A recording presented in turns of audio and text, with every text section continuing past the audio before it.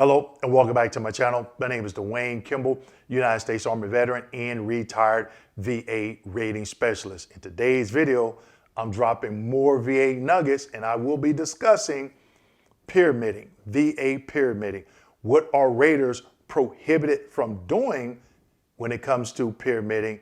And what is some things that can get veterans caught up when they file a claim for increase and it can fall under pyramiding. In today's video, I'm going to break it down to you as a former VA rater trained by the Department of Veterans Affairs. So let's go ahead and get into it.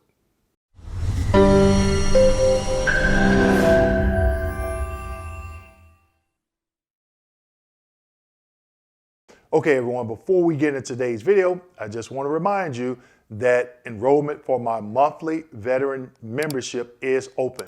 Click the link below.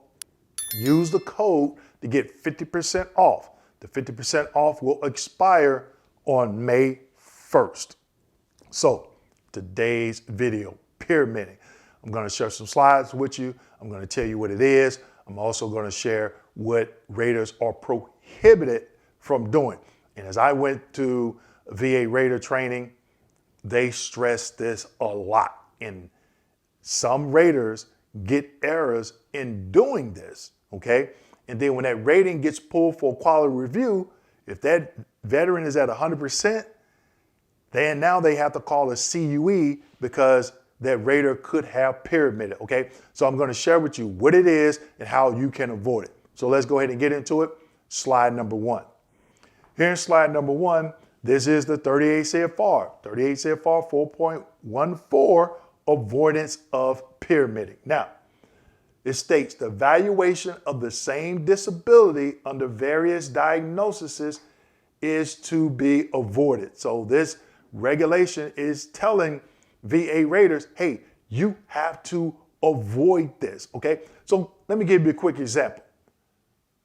If a veteran comes in and claims PTSD, and also there is a diagnosis of depression, the rater cannot give, let's say, 50% for PTSD and a separate evaluation percentage, let's just say 50% for depression. Okay, so they cannot do 50% for PTSD and 50% for depression. That is prohibited, okay? That cannot happen. Now, if you get a rating code sheet or a rating decision that shows that they service connect you for both, you might want to let somebody know, because if they find out about it down the road, they will overturn it then, okay? Move right along, slide number two. And here in slide number two, this M21 manual reference is a little bit more lengthy, okay? And keep in mind, a lot of times when I'm sharing the M21 manual reference, I may not share the entire reference, but in this case, I believe that I did, okay? So what this states is evaluating a disability diagnosed as both a physical and mental disorder. Now, I'm gonna go over some things I have highlighted in red, talk about the situation and the result. It states, avoid assigning separate evaluations for service-connected disabilities based on the same manifestations as this constitutes pyramiding.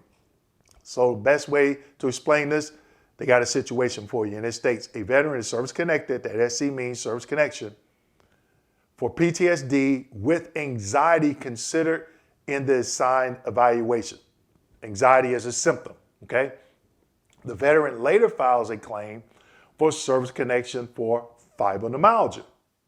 The evidence associates fibromyalgia with service, and anxiety is considered as a manifestation upon which fibromyalgia is diagnosed. The result, fibromyalgia will be service-connected and rated separately from PTSD because one's a mental and the other one is physical. However, anxiety may only be considered in determining the rating to be assigned for PTSD or fibromyalgia. It sounds a little bit confusing, but I'm gonna give you a quick example. if I was rating this case, okay, what I would do, I would go into VBMSR, I'm already in there, right? And I would say, okay, the veteran has PTSD, and here's some other symptoms that the doctor checked on the DBQ for PTSD. Let's say the veteran is 70% for PTSD. I would check all the symptoms to include anxiety, and then I would see what that would give me. And let's just say it gives me 70%. And then I would go back and remove that check for anxiety. And if the veteran stays at 70% for PTSD, I'm going to move that anxiety over to fibromyalgia because that could give them a higher percentage. Okay, now that's the way I would do it. I can't say what another rater would do or somebody else, but if you find yourself in this situation, then you need to go to the diagnostic code, in this instance for fibromyalgia and PTSD, and see where anxiety will give you the biggest bang for your buck, okay? I know it may sound confusing, but trust me, it's easier than what you think. The rationale, consideration of anxiety is rating both disabilities would constitute pyramiding as the symptoms are obviously overlapping and would involve rating the same manifestations twice, okay? Let's keep going. Slide number 3. Now, this is the respiratory body system. And the reason why I'm showing you this is because look at what I have highlighted in red. And it states rating coexisting respiratory conditions. Now, it also states where there is a lung or pleural involvement rating under diagnostic codes 6819 and 6820 will not be combined with each other or with diagnostic codes 6600 through 6817 or 6822 through 6847. I know it was confusing when I was going through training and I read this. I was like, you got to be kidding me. How am I going to remember this stuff? A single rating will be assigned under the diagnostic code, which reflects the predominant disability, with evaluation to the next higher evaluation with the severity of the overall disability warrants such evaluation. Okay, confusing, but basically go back and look at these diagnostic codes. And what they're telling the rater is, hey, you can't break these out. If the veteran has a diagnosis and can be service-connected for either one of these diagnostic codes, you have to combine it. And the primary diagnosis that you're going to assign is the one that gives the veteran the higher percentage. Or let's just say you got one condition at 50, the other condition at 50, but one of these conditions max out at 50 and the other one maxes out at 60, then the predominant diagnostic code evaluation is going to be the one for the 60, but you have to combine it. Now, how can you tell they combined it? They should tell you in the rating, but when you get the rating code sheet, you'll see 2 4-digit codes next to that service-connected condition. Okay, I know that may sound very confusing for you. Actually, it's not. Think of it this way. One, you cannot be service-connected, for this example, PTSD and depression.